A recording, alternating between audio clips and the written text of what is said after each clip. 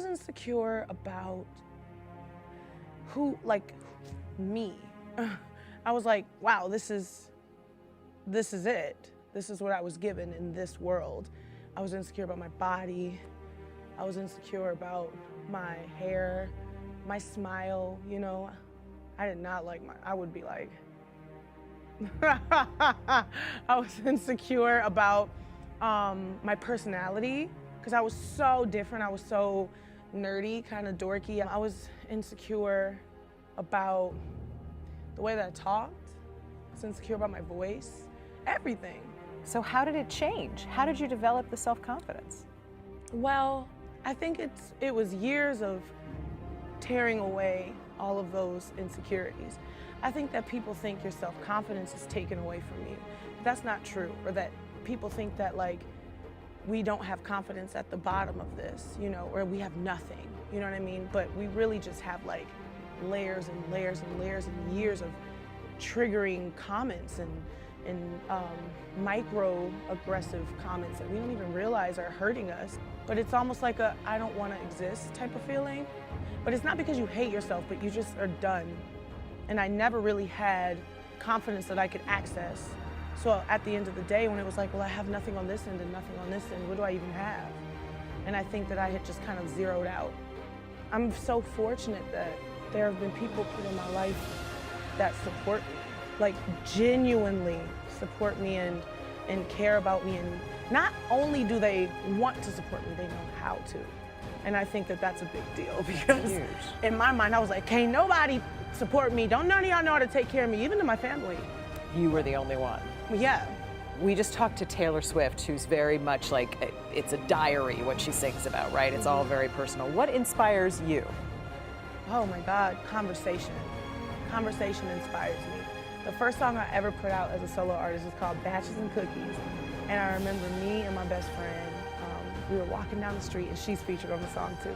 We were walking down the street, and I was like, I got my batches and cookies, and that's all I need, girl. Because I guess I had some cookies with me, and I don't even know why I said it like that. And she was like, you need to write that down. Like, that's a lyric. And I put it in a song. I got my batches and cookies, I got my butt.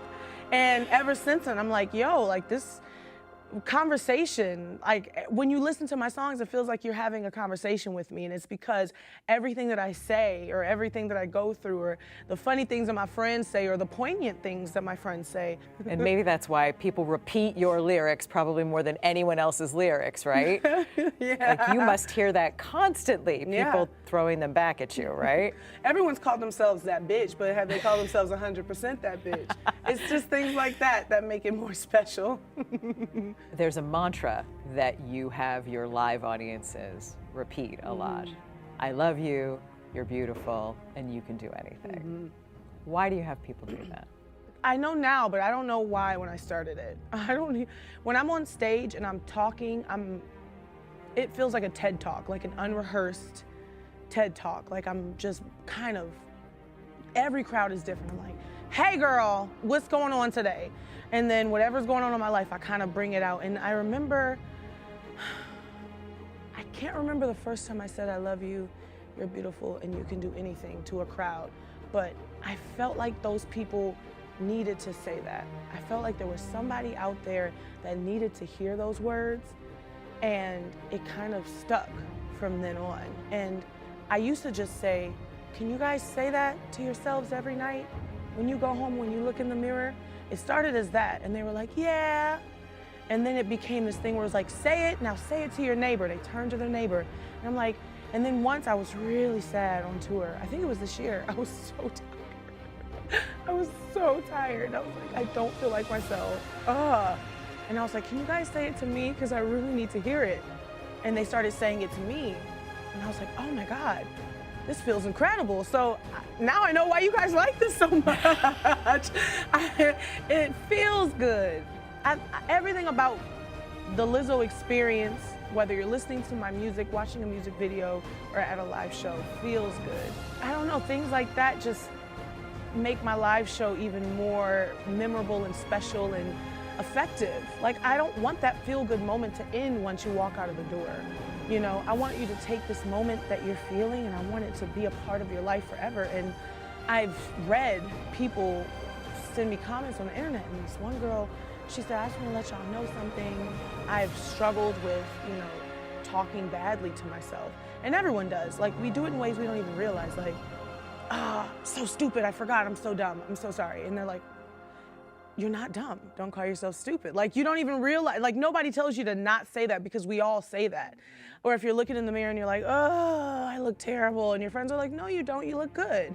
But like, we do this to ourselves all the time. And she was like, I've struggled with talking badly to myself my whole life. And after one of Lizzo's concerts, I just started saying, I love you, you're beautiful, and you can do anything, to the mirror. And she was like, it felt really silly at first, but I kept doing it. And now you will not even believe the difference that it makes in the way you speak to yourself.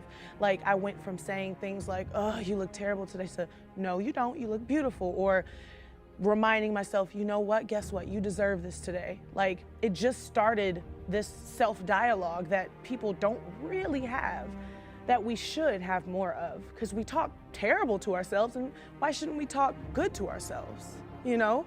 Here's how I describe, like, who I am in life. Like, you get a lot of negative things that happen to you, you get a lot of engrams or trauma in your life. You also have the opposite of that. You have good moments, highlights, but you can't really scrape away that trauma. That trauma just can't disappear. You can't just throw it in the trash. Like, you have to go back to that trauma and just try to make some sense of it, you know? And I feel like with all of the things that threatened to cover up my confidence that I always had, and that everyone always has on the inside, I had to address every layer of insecurity. So my body shaming, I would body shame myself every single day. Why can't I fit this? Or why does my body look like that? Why can't my back be flat and straight like my sister's? Or why are my arms so jiggly and lumpy? Like, when I'm looking at my body and I'm shaming every little thing about it, I have to look at all of those things that I'm shaming, and I have to find love in those things. What do you think about being this kind of role model for body positivity? I get nervous sometimes because I don't want things to become trendy. Because if body positivity is in now, the fear is that at some point it won't be anymore. Right. And that is something that I try to combat every day, not on a personal, like, individual level, just in general, by making sure that I'm putting myself out there in the world as this undeniable thing that is autonomous to me, and I'm not, like, subscribing to any type of hashtag or any particular movement. I don't move with other people, I just move with myself in my own lane. So it's not like, oh, all those girls that were body positive, you know, but it's like, no, then there was Lizzo, who shot through during this body positive movement and made herself an undeniable piece of culture and an undeniable piece of history and music in the industry. So I want to talk about the metamorphosis of the music, because you said basically you quit flute. Yes. And now flute is clearly back in your life, Girl, big Sasha in your back. music. Sasha, the name of your flute, back.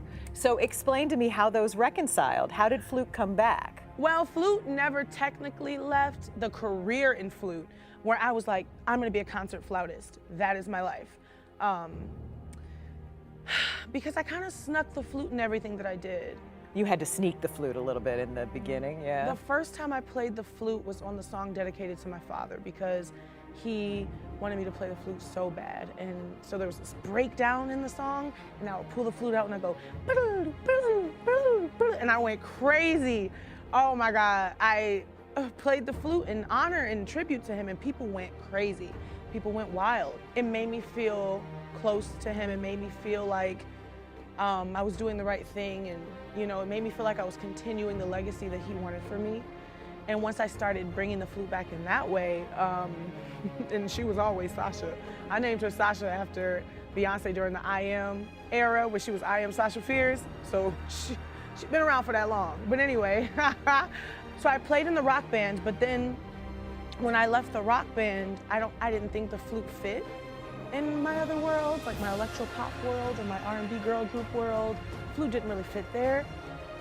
And then when Lizzo Bangers, my first project, came out, all of the samples on the album we had to replay, and a lot of them were flute. Like, the producer, Laserbeak, used